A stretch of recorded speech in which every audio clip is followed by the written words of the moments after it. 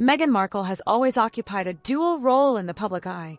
She was perceived as a casualty of the press, yet she was also a tactical architect of media influence. She didn't just exist within the media landscape, she orchestrated it. When she and Harry eventually retreated to the United States, they did so carrying a heavy sense of resentment and embarrassment. They were frustrated, primarily because the level of global adulation and exposure they craved hadn't materialized according to their plan. Harry, in particular, seemed to lose his composure, vehemently denying that he had ever interacted with certain critics, claiming total ignorance of the situation. But the conversation has just shifted. Investigative biographer Tom Bower has recently released information regarding the couple's children that has sent shockwaves across the internet. We aren't just looking at another minor disagreement within the palace or a plot point for a new Netflix series. This revelation is fundamentally different. It strikes at the very foundation of the public identity Harry and Meghan have spent years constructing. There are patterns emerging that simply do not harmonize, timelines that have felt suspicious for a long time, and persistent questions that refuse to be silenced, no matter how much the couple tries to avoid them. If these current reports are validated, the entire narrative the Sussexes have been promoting will fall apart. The fairy tale is reaching its expiration date. Specifically, the whispers currently circulating about Archie and Lilibet may be the one obstacle they cannot simply spin their way out of. This has moved beyond mere royal gossip. It is a fundamental challenge to their credibility. Before we explore the heart of this matter, make sure to like this video and subscribe. The information we are about to uncover will completely alter your perception of this entire saga. Be sure to enable notifications so you stay informed. Now, let's look at the reality of the situation. The financial pressure cooker. The simple truth is that Harry and Meghan are in dire need of liquidity. They require funding now more than ever before. While the palace maintains a wall of silence, observers are asking why these children have never been seen in the same public manner as the children of William and Catherine. Rumors have reached a fever pitch.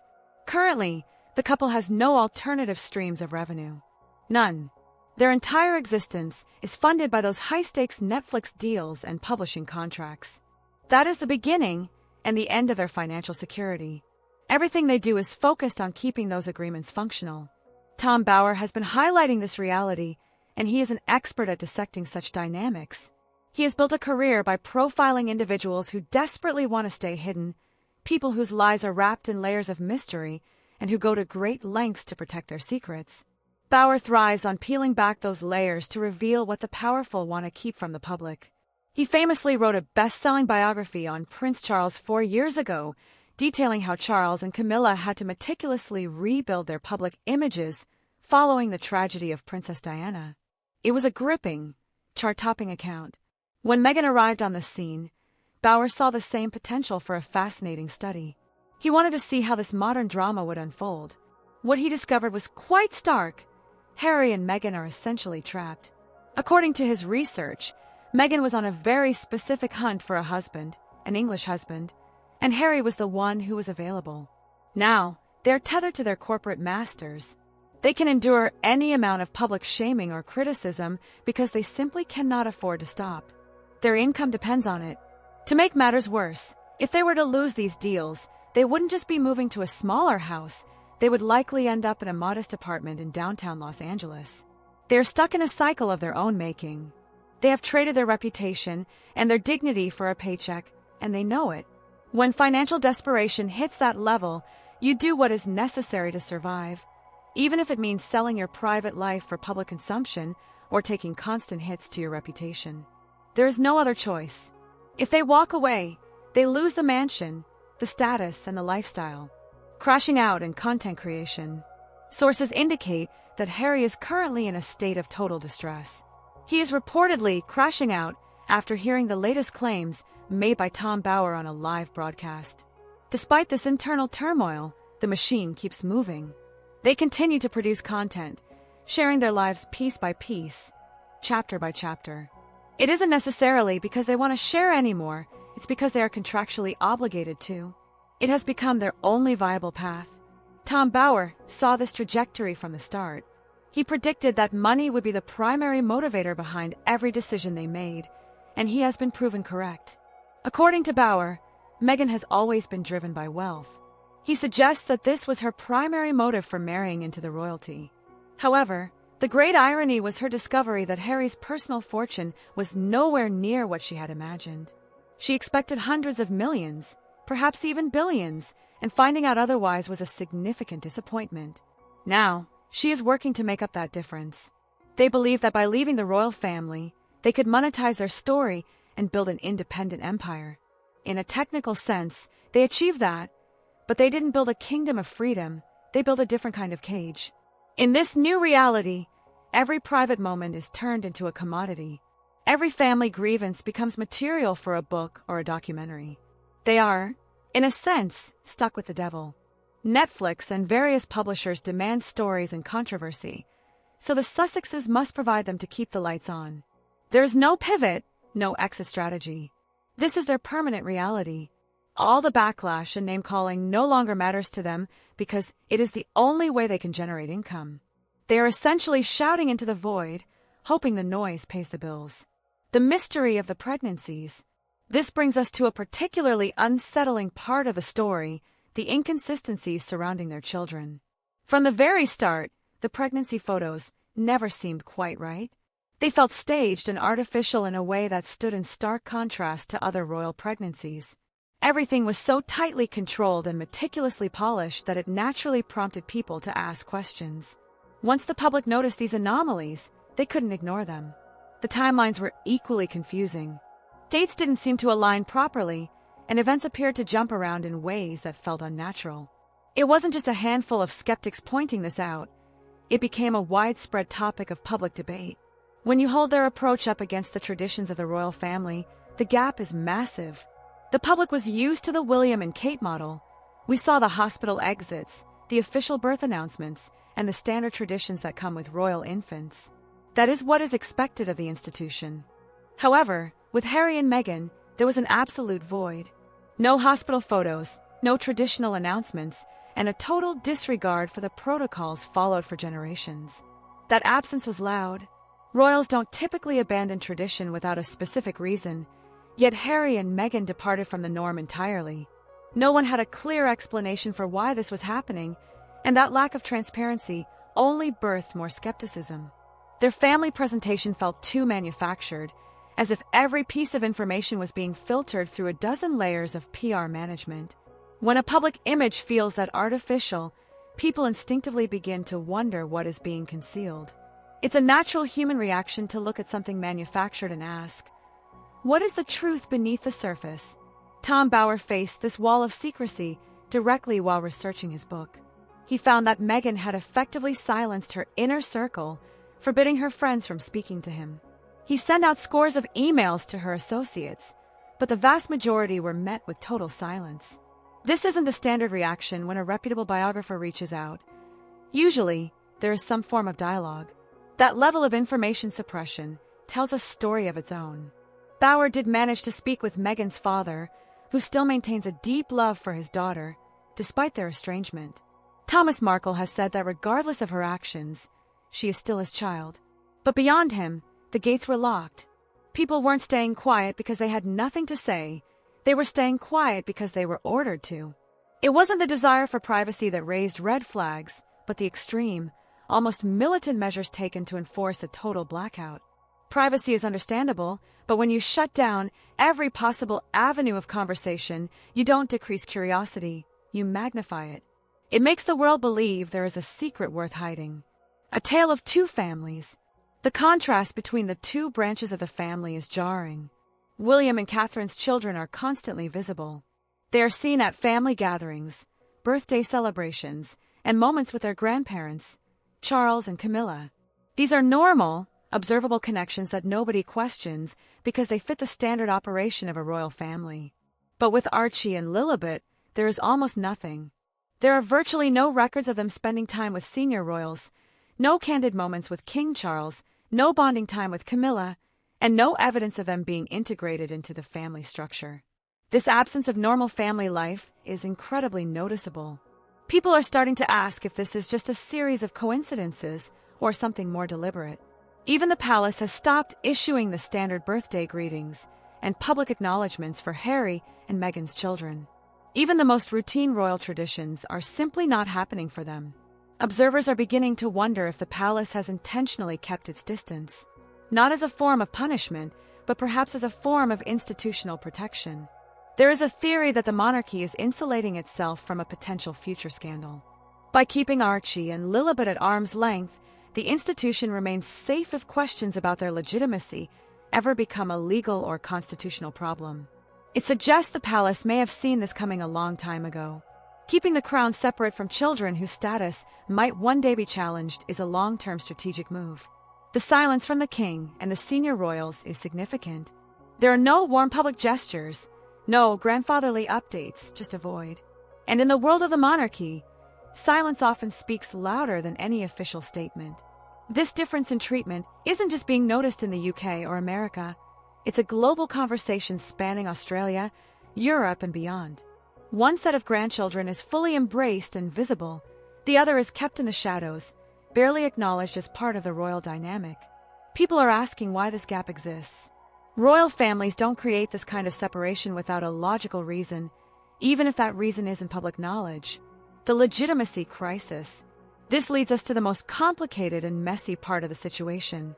What if the questions about surrogacy weren't just about a personal medical choice? What if there is more to the story regarding the biological origins of these children? This is the question that is rising to the surface, and it isn't going away. For a normal family, these details would be entirely private. How someone chooses to have children, whether through surrogacy or other means, is their business alone. But the Sussexes are not a normal family, they are members of a royal house. For a monarchy, the bloodline is not a private detail, it is the core of the entire system. The institution is built on the concept of legitimacy and the ability to trace an unbroken biological line through the family tree. You cannot have a functional monarchy if the line of succession cannot be verified.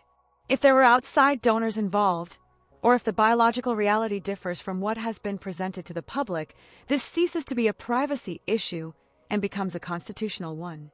It strikes at the heart of what the crown represents. This isn't just about Harry and Meghan's personal reputation, it's about the line of succession itself. It raises the question of whether these children actually have a legal place in that line. If the biological ties aren't what they've been claimed to be, then every title, every historical record, and every future role is thrown into total disarray. The monarchy requires stability and unquestionable bloodlines. When those lines become blurry, the institution becomes vulnerable. If the foundation is shaky, it doesn't just impact Harry and Meghan, it ripples through the entire crown. Every time the line of succession is viewed, those doubts will persist. For an institution that relies on tradition and legitimacy to maintain its authority, these doubts are catastrophic. They damage the credibility of the entire system. Furthermore, if the palace has harbored these doubts for years, they are in a difficult position. They cannot publicly question the legitimacy of Harry's children without triggering a massive institutional crisis. Their only option is to maintain a safe distance and stay silent. It's a calculated move to ensure they aren't caught in the fallout if the truth eventually emerges. They have positioned themselves so they can say they never fully integrated these children into the firm. This isn't tabloid noise. It is a potential existential crisis for the British monarchy. The skin color controversy re-examined. We also have to look back at the famous Oprah interview where Meghan spoke about concerns regarding her baby's skin color. That conversation changed the global perception of the royal family, but Tom Bauer suggests the actual story is very different from what the world was told. According to Bauer's investigation, this conversation happened at the very beginning of Harry and Meghan's relationship. Harry was completely infatuated and already discussing marriage, despite how recently they had met. The talk occurred long before an engagement was announced and obviously long before any pregnancy. Harry was reportedly sitting with his father, then Prince Charles, and Camilla at Clarence's house. They were just having a casual family discussion about Harry's new partner. During this conversation, Camilla allegedly made a lighthearted remark, suggesting that any future children might have ginger hair and a tan or brown skin. According to the reports, everyone in the room, including Harry, laughed. It wasn't a moment of malice or concern. It was the kind of thing families say when they wonder what a future child might look like. It was a remark born of natural curiosity, not racism. The comment wasn't framed as a worry. No one in that room was concerned about skin tone. It was a casual, fleeting moment that was forgotten by those present, until it was later reframed as a story of systemic prejudice. According to Bauer, the version told to Oprah was a heavily modified account designed to paint the family in a much more sinister light. If you watch the interview closely, Bauer notes that Meghan's body language suggests significant discomfort during this part of the story, as if she were digging herself into a hole of her own making. The gap between these two versions, the innocent family joke versus the international headline about royal racism, is massive. If the original moment was indeed a joke that Harry himself laughed at, the entire narrative of the racist royal family begins to crumble. It suggests a story that was reshaped to serve a specific purpose, and that disconnect matters because it fueled years of public battles and damaged reputations. Harry's personal spiral. While Meghan seems to be managing the fallout with a calculated, cold approach, Harry appears to be struggling immensely. It isn't subtle. The pressure is clearly becoming unmanageable for him. Critics point out that Harry has always been a fragile individual, deeply scarred by the tragic loss of his mother, Princess Diana. He has spent years blaming the media for her death, a belief that many call a distortion of reality, but one that he holds onto firmly. Harry flourished when he was receiving public praise, particularly during his time in the military. That was his peak, when he was seen as a man of honor and purpose. But when the public began to criticize him, he couldn't handle it. From public intoxication to the Nazi costume scandal to the naked photos in Las Vegas, Harry has always felt like a victim. His paranoia was likely fueled by the fact that his phones were indeed hacked by the tabloid press in the past. This makes it even harder for him to distinguish between legitimate threats and the fears in his own mind. Reports from Montecito suggest a very chaotic environment behind closed doors. Harry is reportedly pacing the halls, snapping at his staff, and obsessively tracking every headline and comment section. He is spiraling under the weight of these allegations.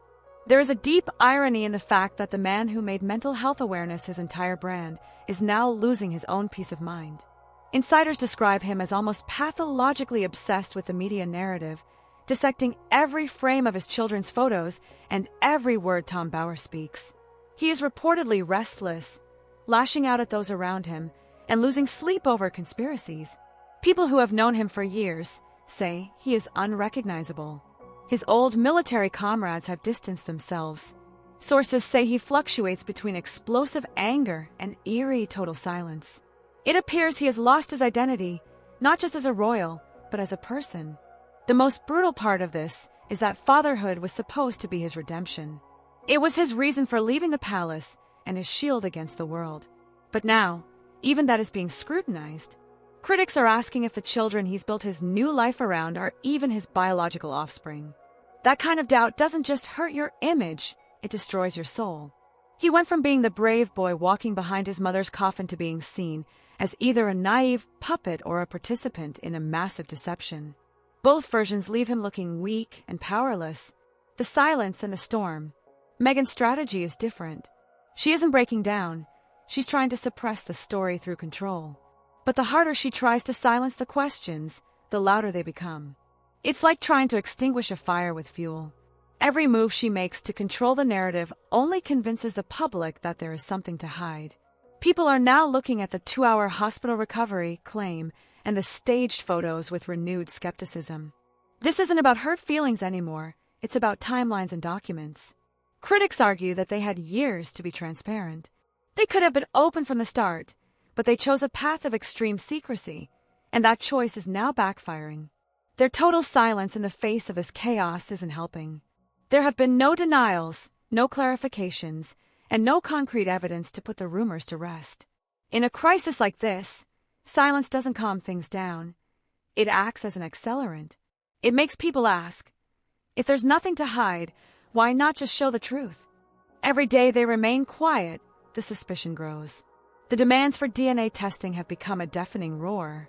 What started as whispers in online forums has become a mainstream demand. Social media is filled with people saying the same thing. If they are being honest, take the test and end the speculation. Their refusal to do so only gives the fire more oxygen. From a PR perspective, this is a catastrophe. The Sussex brand was built on the image of the perfect, authentic, modern family.